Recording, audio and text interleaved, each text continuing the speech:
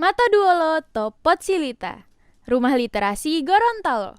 So teman-teman sekalian, pada malam hari ini saya sudah bersama dengan salah seorang dokter muda yang baru menyelesaikan pendidikan kedokterannya di salah satu universitas ternama di Indonesia tentunya. Say hello Dr. Rizky Imran. Mungkin bisa menyapa teman-teman yang lagi nonton. Ya, halo. Oke, jadi Dr. Rizky Imran ini baru menyelesaikan pendidikan kedokterannya di Universitas Islam Muslim Indonesia. Mohon maaf, Universitas Muslim Indonesia. Oke. Nah, ini saya manggilnya dokter apa Rizky kali ya? Rizky aja. Oh, Rizky aja. Mohon maaf ya, Dok. Siap ya. Oke. Nah, Mas Rizky, manggilnya Mas ya. Kenapa pilih kedokteran? Mungkin kita akan bahas ke situ dulu deh. Kalau dari saya sendiri sih pilih kedokteran memang niatnya untuk bantu-bantu orang yang kesusahan, dari panggilan hati lah untuk orang-orang yang kurang mampu untuk dipermudah untuk mendapatkan kesehatan. Gimana tanggapannya mengenai isu kesehatan yang mungkin kita bisa lihat di daerah kita, di Gorontalo khususnya. Nah, gimana tuh? Mungkin bisa kasih tahu nggak ke teman-teman yang lagi nonton? Ya, ini kan isu kesehatan ini ada kematian ibu pas melahirkan. Berarti ada banyak isu-isu kesehatan ya. Salah satunya mengenai kematian ibu melahirkan. Anak-anak kemudian gizi buruk. Gizi buruk. Terus vaksinasi. Terus yang paling heboh sekarang ini kan COVID-19. COVID-19. Ya, di situ juga masuk vaksinnya COVID. Berarti antara poin ketiga sama keempat itu ada nyambung, pasti nyambung. Nah, Dokter Rizky, gimana mengenai isu COVID yang ada di Gorontalo? Jadi kalau mungkin kita bahas dulu dari Indonesia ya. Kalau di Indonesia, dari total misalnya dari 2020 total penduduk Indonesia kan 273.500.000. Sekitar begitu ya. Jadi sasaran vaksinnya untuk Indonesia ini 208 juta. Kalau vaksin COVID itu. Jadi yang sudah divaksin itu 120 juta. Kurang lebih 44% lah. Berdasarkan data apa nih? Dari data terakhir tadi pagi. Dinas Kesehatan mohon maaf atau data BPS dari atau website resmi COVID-19 yang ada di internet. Jadi yang sudah divaksin tahap pertama 120 juta kurang lebih 44%. Nah, baru kalau yang vaksin tahap kedua di situ sudah ada kurang lebih dia 74.895.000. Nah, kurang lebih 28% lah. Jadi kalau sedangkan dari Gorontalo sendiri, di Provinsi Gorontalo dari tadi pagi, terhitung tadi pagi, sudah masuk data 50,9%. 50,9%. Untuk yang provinsi sudah divaksin. Untuk yang sedangkan yang paling tinggi itu ada di kota Gorontalo. Di daerah kita ini, di kota ada sampai 63%. Wow. Jadi memang kota ini luar biasa ya. Sudah orang yang di jalan sekarang sudah tidak ditanya SIM, langsung apakah sudah divaksin atau sudah divaksin. Bukti vaksin sekarang. Jadi ke mall-mall juga vaksin. Jadi memang kota ini. Berarti sekarang nggak perlu lagi ada SIM gitu ya? Atau gimana? Tidak juga begitu sih. Tetap wajib ada namanya SIM, surat izin mengemudi untuk berkendara ya, untuk lebih ke keselamatan. Iya. Kalau untuk vaksinasi untuk pernyataan apakah sudah divaksin atau tidak. Nah, bagaimana tanggapan Rizky sebagai seorang dokter mengenai isu yang contoh misalkan banyak yang orang masih belum percaya mengenai vaksin, atau misalkan ada yang bilang dampak dari vaksin yang ada yang sampai mohon maaf nih meninggal, ada yang sampai misalkan sakit, ada yang sampai mungkin lumpuh, ada yang banyak-banyaklah gejala yang terjadi. Nah, itu gimana? Begini. Jadi kan vaksin itu ada antigen itu virusnya COVID-19 ini ditanam di tubuh. Jadi dia di situ itu dari vaksinasi ini berarti menanamkan antigen virus untuk membuat antibodi tubuh. Yang ditanamkan itu berarti virus baik. Virus yang sudah dimatikan. Virus yang sudah dimatikan. Baik lewat pemanasan, reaksi kimia ataupun reaksi radiasi. Terus inaktif sudah tidak maksudnya sudah tidak hidup dikasih masuk dalam tubuh. Jadi kalau misalnya dia tumbul, kan sudah ini ceritanya membuat antibody. Jadi memang wajar sih kalau ada efek samping. Tapi efek samping yang paling sering saya di lapangan kan setiap hari ini vaksin, paling sering itu nyeri mungkin. Nyeri ya? Mungkin kita sebelumnya kita harus bagi dulu ini vaksinasi ini, ini daya tahan tubuh ini kita bagi dua, yang alami, yang alami dan yang dibuat.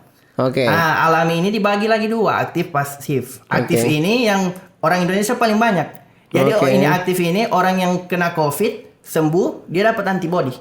Orang Indonesia banyak ini. Berarti orang Indonesia itu bisa dibilang mental ini ya. Baru jadi, yang kedua ini yang pasif, yang alami tapi pasif, dia didapat lewat ibu hamil, dikasih lewat plasenta ke janin.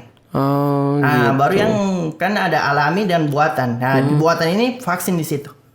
Dia dikasih antigen untuk memicu antibody. Begitu. Tapi Rizky mau tanya lagi dong. Saat ini kan vaksinasi itu kan kalau beberapa isu yang saya dapat kemarin kan kebetulan saya juga alhamdulillah sudah divaksin. Itu kenapa ada beberapa jenis vaksin dan isu-isu lagi maraknya. Kenapa kemarin itu yang saya baca ketika misalkan kita vaksin itu biayanya sekian, ketika misalkan ratio untuk misalkan vaksin yang ini itu sekian, vaksin yang itu lagi sekian. Nah itu bukannya ketika misalkan ada harga seperti itu berarti tingkatnya atau tingkat misalkan yang diberikan ke dalam tubuh juga kan semakin besar. Tapi kita lihat dampak ekonominya ke masyarakat menengah ke bawah itu gimana? Iya. Begini, itu mungkin bisa. Mungkin saya bisa jelaskan satu-satu. Kan vaksin di Indonesia ini yang resmi kan sudah keluar 7. 7 apa sih itu? Jadi mungkin teman-teman belum pada tahu ya. Mungkin pada tahu mungkin Sinovac dan AstraZeneca atau mungkin apa. Yang kita bahas gitu. yang memang sering dipakai di Gorontalo di Indonesia. Yang pertama kan yang kita pakai itu Sinovac. Sinovac itu efikasinya maksudnya untuk melindungi tubuh itu dia sampai 65%. Untuk Sinovac. Itu kan gratis, ditanggung APBN. Baru terus yang kedua itu yang biasa dipakai juga Moderna. Moderna itu efikasinya sampai 94%. Sama juga itu gratis. Baru yang AstraZeneca juga 62%. Gratis. Karena yang terakhir ini dipakai ini karena saya rata-rata semua vaksin di sini kan ditanggung APBN, jadi gratis. Tapi kalau misalkan dari pernyataan Rizky tadi, kalau untuk AstraZeneca itu antibodi diberikan sekitar 62, sekian persen. Efikasi mohon maaf ya. 62 sekian persen. Kemudian kalau untuk yang Sinovac itu 65 sekian persen. Kemudian untuk yang Moderna itu 94%. Berarti secara tidak langsung vaksin yang baik untuk kita gunakan adalah Moderna. Nah, pernyataan itu mungkin akan saya jurus kepada kenapa misalkan kita diberikan untuk yang Sinovac, kenapa tidak langsung Moderna? Atau gimana? Betul. Itu juga banyak didapat di lapangan. Banyak yang bertanya begitu. Kan ini kita kan pertama menggunakan Sinovac waktu pertama vaksin. Kan vaksin pertama kali itu 13 Januari 2021. Itu masih Sinovac. Jokowi pertama kan yang divaksin itu. Karena sudah Sinovac itu efek sampingnya kurang dibandingkan dengan Moderna. Saya kan sudah vaksin Sinovac dengan Moderna. Vaksin ketiga saya dapat Moderna. 1-2 ini saya rasa dari pengalaman tidak ada efek. Tapi ini Moderna nyeri sini sekitar 2 hari. Jadi mungkin efek sampingnya lebih kurang. Kalau Moderna itu memang 94%, tapi agak banyak kipinya. Kejadian ikutan pasca imunisasinya, ada demam, bisa diare, ada yang muntah. Ada yang pasca dari vaksin Moderna. Nah, kalau misalkan tunggu dulu. Ini kalau misalnya vaksin yang terbaru ini kan Sinovac sudah mulai berkurang. Jadi sekarang ini anak-anak di bawah 18 tahun sudah pakai Pfizer. Vaksin Pfizer. Apa lagi tuh? Itu yang mungkin golongan keempat, dia perlindungannya bisa 95%. Terus efek sampingnya paling rendah. Maksudnya memang Pfizer bagus, tapi di bawah 18 tahun karena terbatas. Terus kan ada juga ancang-ancang mau dibuka. Kan vaksin pertama 18 tahun sampai 59 tahun. Terus berubah peraturan. Anak di bawah 18 tahun tapi masih di atas 11 tahun wajib divaksin. Vaksin.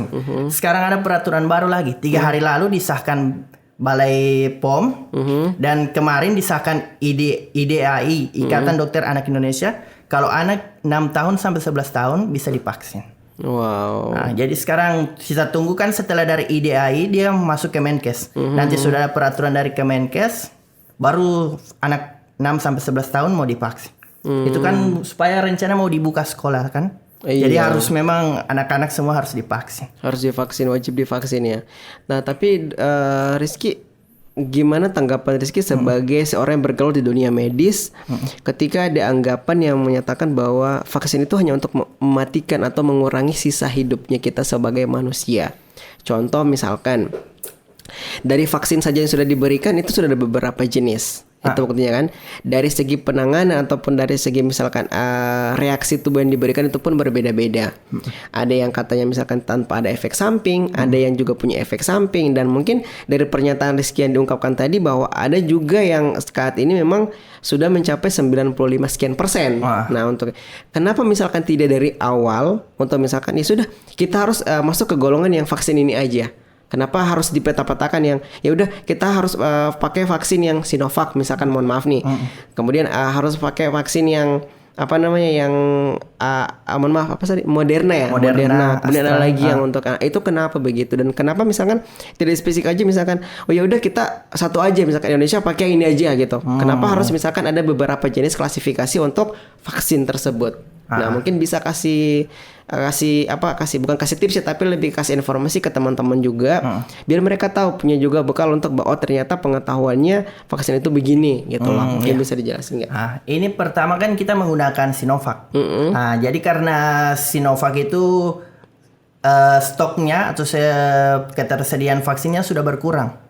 Nah, mungkin pengaruh kalau saya di lapangan. Jadi satu kan itu Sinovac itu ada vial ya. Jadi satu vial itu kalau misalnya dibuka, jadi kita harus cari 10 orang.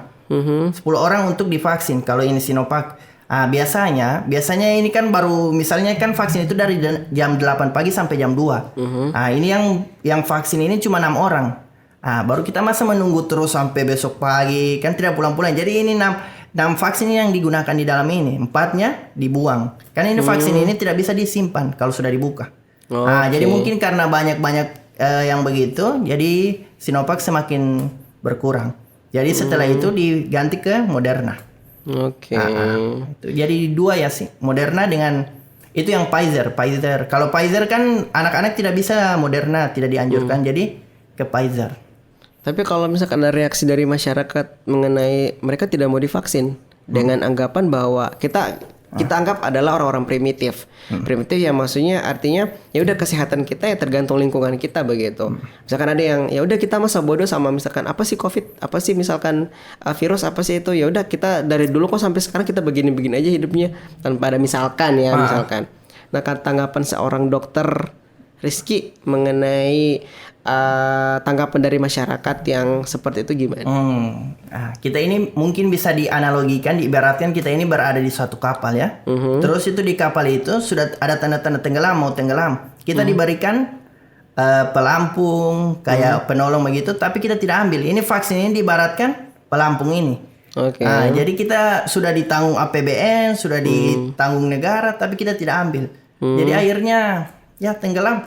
Makanya ini kalau saya rasa ada miskomunikasi, ada diskomunikasi, ada hoax. Yang biasanya ini miskomunikasi, ini berita salah, tapi orang yang menyebarkan ini dia menganggap ini yang dia sebarkan ini benar. Jadi dia sebarkan. Misalnya di Iran itu kalau misalnya minum alkohol itu dianggap obat vaksin di Iran. Baru kalau di Amerika makanan akuarium ikan dianggap juga sebagai obat. Makanan akuarium ikan dianggap sebagai makanan ikan yang di akuarium maksudnya. Dianggap sebagai obat juga. Berarti secara tidak langsung masyarakat di Amerika pun mengkonsumsi makanan ikan tersebut. Tidak, maksudnya itu dia kan itu cuma dites dicoba begitu. Tapi apakah memang kan tidak, itu makanya itu hoax, disinformasi. Baru kalau misalnya di Indonesia kan mungkin yang katanya kalau divaksin ditanam chip. Ditanam chip atau jadi zombie, itu kan yang beredar agak aneh juga sih saya. Nah, itu gimana? tanggapannya? Tidak pernah, mungkin seluruh dunia tidak ada sih yang jadi zombie setelah divaksin. Oke. Terus pertanyaan selanjutnya nih mengenai kenapa ketika misalkan kita sudah, mohon maaf ya, kita sudah divaksin 2 kali untuk Sinovac, untuk vaksin A misalkan. Terus kenapa harus misalkan yang saya update saat ini, katanya ketika sudah vaksin itu kita harus divaksin lagi untuk yang ketiga Moderna. Sama seperti yang mungkin pernyataan dari Rizky tadi bahwa 2 kali vaksin Sinovac, habis itu vaksin Moderna lagi. Atau memang sudah diwajibkan ketika kalian Sinovac harus wajib untuk Moderna atau gimana? Oh begini, itu Moderna untuk tahun 2021 ini masih dikhususkan untuk tenaga medis yang vaksin ketiga. Tapi ada ancang-ancang katanya dari Indonesia tahun depan mau diadakan booster itu penambahan antibodi ketiga untuk masyarakat luas. Nah itu kenapa? Berarti secara tidak langsung bahwa Sinovac ini nggak ada efeknya dong. Bahkan kan kalau dipikir kita sudah 2 kali untuk dilaksanakan atau melaksanakan vaksin Sinovac. Nah itu gimana? Ini kan misalnya virus dimasukkan ke dalam tubuh kan itu ada sel B dengan sel T, itu gunanya memori itu untuk mengingat ini pernah ada masuk sini. Anggaplah dia ini polisi, dia pernah ingat ini virus corona ini pernah masuk sini. Kita gunakan itu untuk menambah antibodi. Jadi menambah ingatannya ini supaya ini virus lebih ingat lagi, lebih mudah dibunuh. Karena kan sudah pernah dilihat gerakannya, ibaratnya pernah didapat 1 kali, nanti yang kedua kali mungkin semakin ini.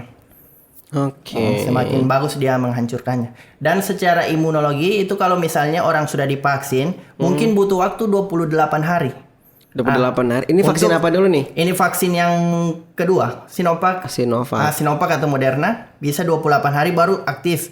Jadi biasanya kan kalau orang sudah vaksin kan agak sombong, yang vaksin 2, ketiga kan sudah mulai jalan-jalan tidak pakai masker. Orang baru selesai vaksin kan itu cenderung menularkan juga, masih bahaya sih.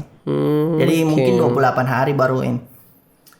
Dan kalau misalnya di Amerika kan, Amerika yang vaksin sudah besar sekali presentasinya. Dia kalau misalnya orang-orang di Amerika itu kalau masih pakai masker, orang-orang situ agak bingung, kenapa ini pakai masker? Mungkin mereka bilang itu belum vaksin. Jadi gengsi lah kalau pakai masker di Amerika. Beda dengan kita di sini kan masih tuntutan.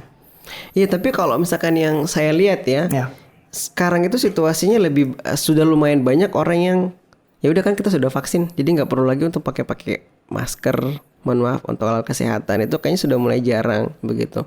Nah itu gimana? Apakah perlu misalkan untuk kita berikan penekanan lebih detail lagi bahwa ternyata vaksin itu masih COVID itu masih tetap ada? Itu gimana? Karena saya lihat situasi yang saat ini sudah banyak orang yang acuh tak acuh mengenai ya udah kita nggak usah harus pakai masker, toh kita juga sudah divaksin, toh kita juga sudah melakukan vaksin inilah, vaksin itulah. Nah itu gimana? Mungkin responnya? Kalau misalnya kan sudah divaksin itu kan kemungkinan kena masih ada. Jadi mungkin kalau sudah vaksin kenanya, misalnya dia sampai kalau tidak divaksin dirawat nginap. Kalau divaksin mungkin dia dirawat jalan lah. Yang tadinya dia sampai meninggal kalau tidak divaksin, ini tidak meninggal. Jadi walaupun sudah divaksin pasti akan kena juga kan. Jadi caranya selain pakai vaksin, kita juga tanamkan prokes. Pakai masker, terus kita makan makanan yang 4 sehat 5 sempurna, buah-buahan, sayuran, minum vitamin. Terus setelah itu kita juga olahraga lah, cukup 1 minggu 3 kali minimal 15-30 menit. Terus kita jangan, kalau tidak penting-penting amat jangan keluar rumah lah. Kalau terus menghindari kerumunan. Ya, itu sih. Karena kalau saya lihat ini di tahun 2022 mungkin ada lonjakan. Kan itu kan puncaknya tahun baru dan Natal. Jadi pas sudah tahun baru dan Natal itu ada gelombang besar-besaran positif. Kita di Indonesia ini sudah herd community, minimal lah vaksin itu 70% Indonesia. Jadi insya Allah bisa main petasan lah. Bisa main petasan ya, karena tidak lama lagi kan ya. Ini masih 44 sih. Wow. Masih agak jauh. Oke, jadi informasi nih buat teman-teman sekalian. Jadi kita yang lagi sementara buat konten malam hari ini itu sudah melewati vaksinasi ya. Termasuk Dokter Rizky, saya pun makanya kita tidak menggunakan masker lagi. Bukan misalkan kita tidak menjaganya, tapi kita tetap masih menghargai situasi yang saat ini terjadi. Tapi tetap aman juga untuk ini. So buat teman-teman sekalian juga, ini penting juga untuk teman-teman sekalian ketahui bahwa COVID itu masih tetap ada di sekitar kita. Jadi tetap harus bisa menjaga kondisi kesehatan kita, apalagi situasi saat ini tuh masih situasi yang pancaroba bisa dibilang. Situasinya masih sering berubah-ubah. Oke, mungkin selanjutnya Mas Rizky mengenai KIPI. KIPI ya. Kejadian ikutan pasca imunisasi. Mungkin tadi sudah dijabarkan sedemikian rupa ya. Nah, tapi apa saja sih yang kita perlu ketahui mengenai KIPI itu sendiri? Nah, jadi yang saya temukan di lapangan, KIPI itu kan kejadian ikutan pasca imunisasi. Dia itu ada yang terjadi di lokal itu kayak nyeri, merah-merah, bekas di suntikan. lokal. Ini lokal maksudnya lokal gimana ini nih? yang di keadaan yang Di area tubuh yang disuntik. divaksin. Oke, Divaksin. suntik. Oke. Merah, nyeri, terus ada pokoknya luka. Oh iya, bisa juga. Oke. Baru kalau misalnya yang sistemik itu misalnya batuk, muntah, diare. Itu efek samping. sampingnya. Tapi lebih efek sampingnya yang mana tuh? Yang Sinovac atau yang si Modernanya? Atau Dari Moderna sih kalau di lebih ke Moderna ya. Oke. Sangat-sangat bagus ya, teman-teman. Nah, jadi teman-teman sekalian informasi juga nih. Kalau mungkin tadi teman-teman pada penasaran, Dokter Rizky ini saat ini tugas di mana? Nah, ini mungkin tadi saya belum sempat kasih tahu ya. Jadi sekali lagi saya kasih tahu bahwa Dokter Rizky saat ini tugas di salah satu puskesmas di Kota Gorontalo. Selain itu juga beliau tugas di beberapa rumah sakit yang ada di Kota Gorontalo juga ya, kurang lebih, dan beberapa klinik juga yang ada di Kota Gorontalo. Mungkin teman-teman sekalian nanti ketika nonton video ini dan ketemu di rumah sakit, oh kayaknya ini si Dokter Rizky yang kemarin deh gitu. Nah, mungkin bisa sharing langsung ya, Dok? Iya, bisa. Nah, mungkin. Nah, Dokter Rizky orangnya ramah kali ya. Oke, bisa ya? Iya. Oke. Nah, lanjut Dok mengenai KIPI tadi, itu kan ada beberapa gejala yang kita alami. Nah, ketika misalkan kita ada yang sampai mengalami contoh misalkan panas tinggi. Nah, kadang kan orang bilang ketika misalkan kita panas tinggi terus misalkan kita bersin, itu kan beberapa gejala efek dari si vaksinasi. Bukannya ketika misalkan kita banyak bersin, kita flu, kita panas itu ada gambaran keterkaitannya kayaknya dia COVID deh. Nah, itu gimana tuh? Karena biasanya kan orang kalau udah mulai demam, udah mulai flu, udah mulai ini itu dibilangnya COVID. Oh, ini dia COVID, oh ini dia COVID gitu kan. Sementara itu adalah efek dari si vaksin. Nah, itu gimana sih? Ya, dari lapangan sih yang paling sering didapat itu mungkin nyeri. Kalau misalnya nyeri itu sampai berubah mungkin dikompres.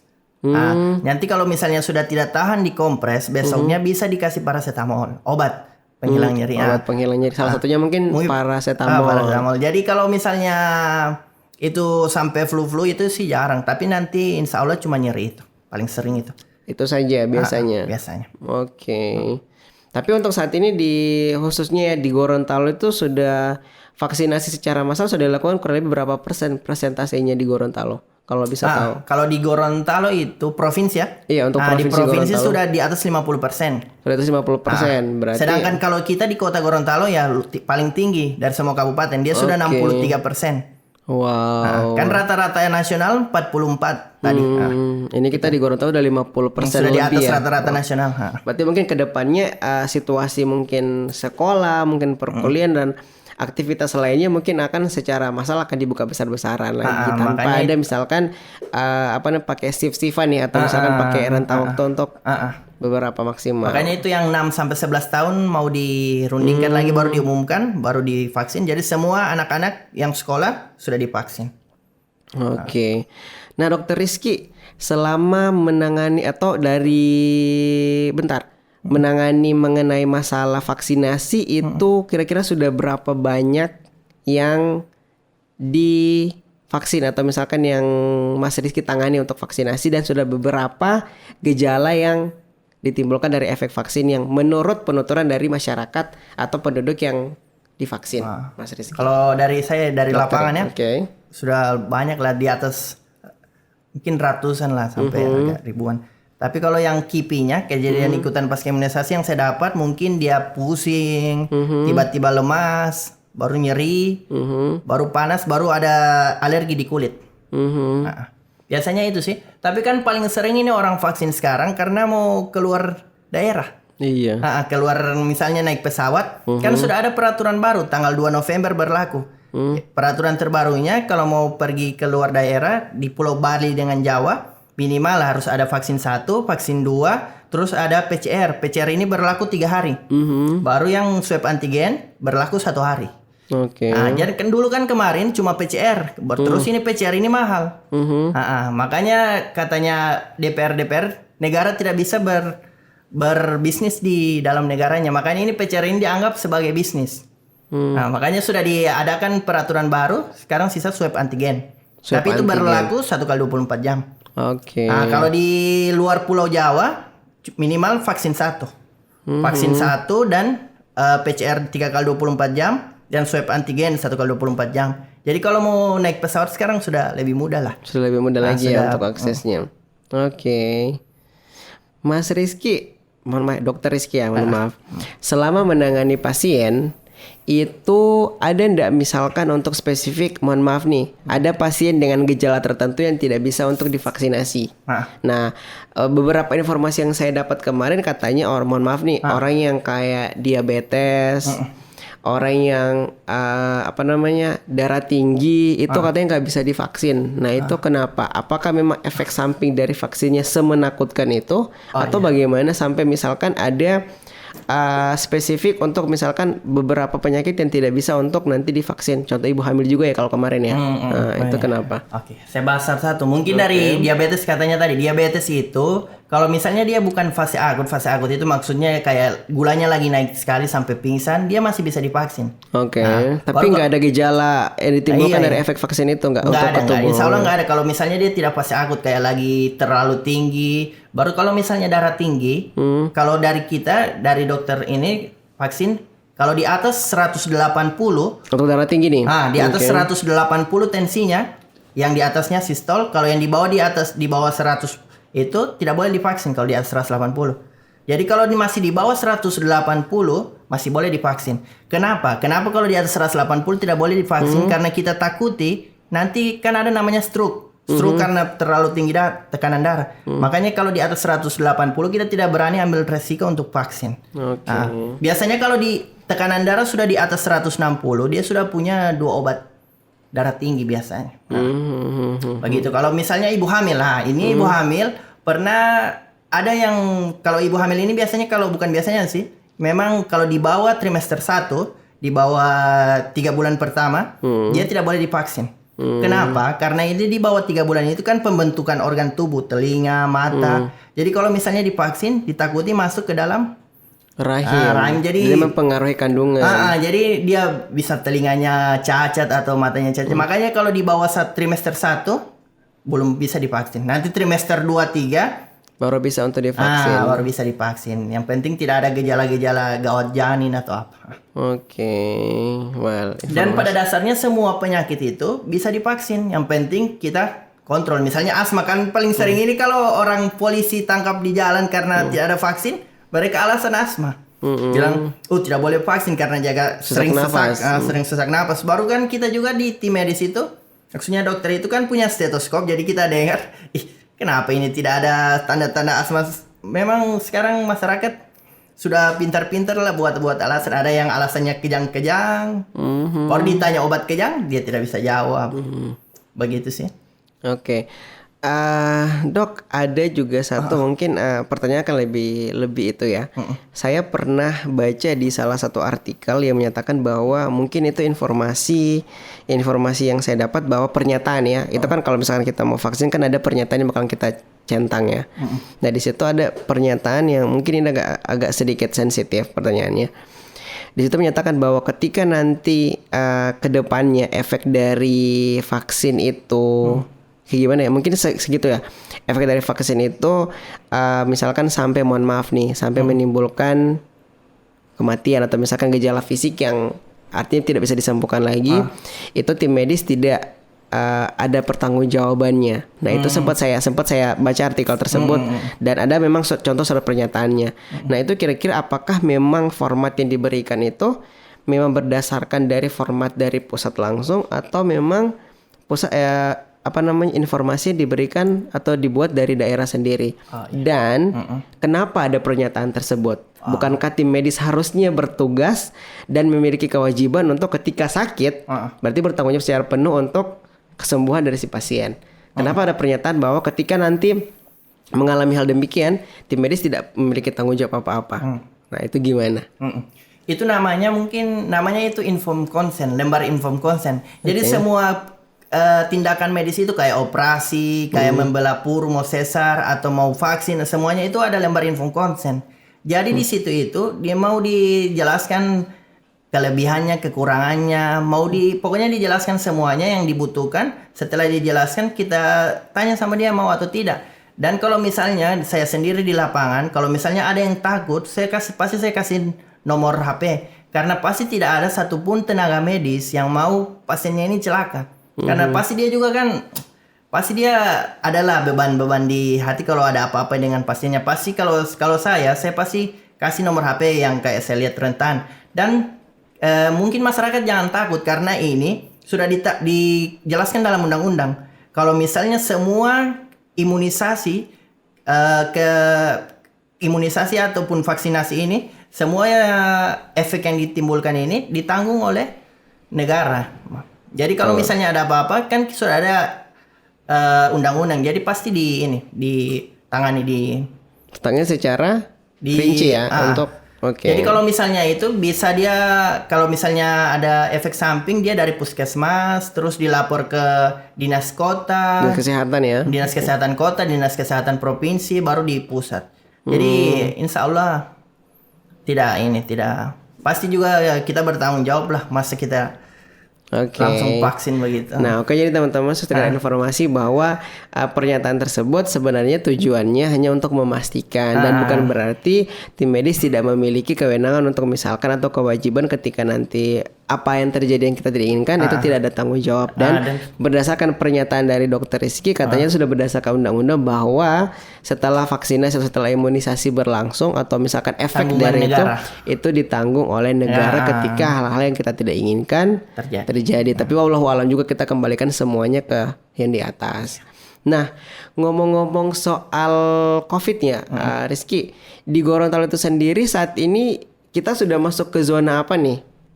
Nah, apakah memang sudah kita bersih dari COVID yang artinya memang zonanya sudah nggak merah lagi atau misalkan sudah seperti apa? Karena kan saya ingat banget pada saat awal mula COVID 2019 ya, kalau nggak salah itu akhir tahun ya kalau nggak salah. Itu yang kena satu orang itu kayak jadi semacam informasi yang sangat menakutkan di satu Gorontalo, satu provinsi ya. Sampai ada yang video jalanan sunyi lah, sampai ada yang begini lah, sampai ada yang begitulah, sampai ada juga yang mengabarkan bahwa itu orang yang flow sedikit ini gini, ini gini. Itu kan COVID kemarin jadi informasi yang sangat menakutkan, bukan lagi tapi sangat menakutkan. Nah, saat ini orang lebih cenderung kayak ya udah masa bodoh lah sama COVID gitu. Mau divaksin atau nggak divaksin pun kita tetap mati katanya gitu. Nah, itu gimana coba? Jadi kalau misalnya ini sudah 3 hari terakhir ini alhamdulillah pertambahan kasus COVID ini hanya 1-2 mulai orang. menurun. Bukan menurun, sangat menurun, 1-2 orang bahkan menurun. Ada pernah 0. Jadi insya Allah alhamdulillah pertahankan beginilah kalau di Provinsi Gorontalo ya, tidak tahu. Baru kalau misalnya dari jumlah yang paling banyak yang sembuh itu memang DKI Jakarta sih yang urutan pertama. Kalau yang ketika kesembuhannya. Kesembuhannya. Terus yang paling banyak jumlah yang paling banyak negatif juga di Jakarta. Memang kan mungkin di Jakarta ada rumah sakit COVID-nya, alatnya lebih lengkap, tenaga medisnya lebih banyak. Tapi bukan berarti Gorontalo juga bakalan kalah dong sama tim medis yang ada di Jakarta sana. Itu di Gorontalo hanya 1-2. Sudah alhamdulillah udah mulai berkurang banget ya. Berkurang banget. Jadi ya harus dipertahankan nih teman-teman sekalian. Tapi mungkin sebelum kita akhiri, mungkin ada tips sama trik nggak buat teman-teman sekalian yang menonton atau masyarakat yang nanti mendengarkan atau menonton konten kita pada malam hari ini untuk saat ini tuh kita masih dalam keadaan yang seperti apa. Nanti mungkin bisa juga dikasih tahu oleh dokter langsung nih mengenai clue-nya atau misalkan mengenai tips dan triknya untuk ya udah kita harus seperti apa untuk menjalani kehidupan yang artinya bisa dibilang normal nggak normal lah, seperti itu. Normalnya yang seperti apa, nggak normalnya seperti apa, dengan seperti apa harusnya. Mungkin bisa dikasih tahu ke teman-teman sekalian. Jadi saya harapkan untuk masyarakat, terutama masyarakat Gorontalo, mungkin bisa lah divaksin, karena sudah banyak beredar hoax. Nah, setelah divaksin kita jangan langsung senang terlalu bahagia begitu. Jadi kita harus tetap tanamkan prokes. Kita makan sayur-sayur dan buah-buah, kita minum vitamin D, baru kita olahraga teratur, mungkin 1 minggu itu 3 kali 15-30 menit. Terus kita juga hindari kerumunan, masih pakai masker. Terus kalau misalnya tidak penting-penting amat, jangan keluar lah. Berarti keluarnya harus situasi yang penuh urgensi ya, urgensinya memang tinggi gitu ya. Oke, jadi itu saja. Mungkin masih ada tambahan lagi. Mungkin pesan-pesan untuk ini, mungkin buat anak-anak muda nih, yang apalagi kan anak muda ini yang paling ya udahlah masa bodoh lah, yang ya gimana coba. Mungkin pesan-pesan secara umum, mungkin pesan saya, teruslah kita berlari untuk meninggalkan pandemi ini. Teruslah berlari untuk meninggalkan pandemi. Nanti jika kita capek, mungkin kita bisa sambil jalan. Tapi jangan pernah stop. Nanti kalau kita sudah punya kekuatan lagi, kembali berlari. Karena satu yang pasti, insya Allah kita menang melawan pandemi ini. Wah, gila nggak tuh quotes dari Dokter Rizky Imran. Wah, tapi rencananya Dok, kedepannya bakalan ngambil apa nih untuk spesifik lanjut sekolahnya lagi atau gimana? Mungkin jantung sih. Wah, bakalan prepare nanti ke jantung ya. Dokter muda nanti spesialis jantung, amin ya. Jadi teman-teman sekalian nih, kalau ada yang mau pengen kenal Dokter Rian nanti Dokter Rian, maaf Dokter Rizky ya. Dokter Rizky nanti mungkin bisa lihat atau nonton langsung pasti konten kita pada malam hari ini. Saya ucapkan terima kasih banyak. Makasih banyak Dokter Rizky udah mau hadir pada podcast kita pada malam hari ini. Sama-sama. Terima kasih juga kepada tim yang sudah membantu banyak untuk persiapan pada konten pada malam hari ini. Terima kasih banyak. Yang sebesar-besarnya saya ucapkan sekali lagi. Sampai ketemu di podcast kita selanjutnya. Salam literasi.